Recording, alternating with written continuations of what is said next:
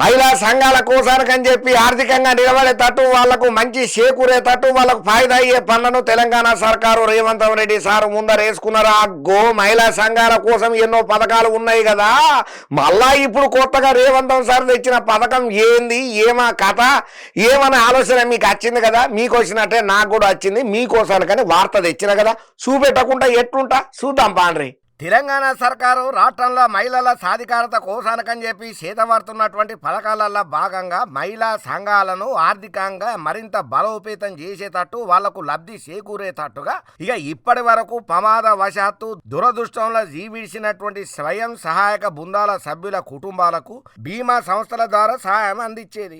ఈ ప్రక్రియలలో వచ్చే లేటు అనేక రకాలైనటువంటి సమస్యలను తీసేందుకు ముందర నుంచి సీదాగా ఆర్థిక సహాయాన్ని అందించాలనే నిర్ణయం తీసుకున్నదయ్యా.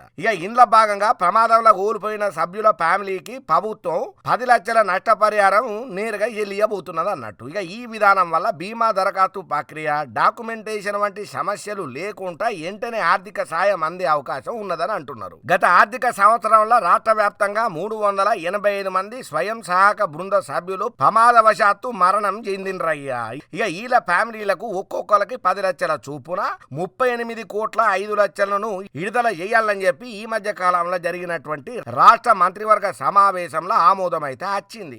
తొందరలోనే ఈ మొత్తం లబ్ధిదారులకు అందియబోతున్నట్టుగా అధికారులు సుతం చెప్పిండ్రు.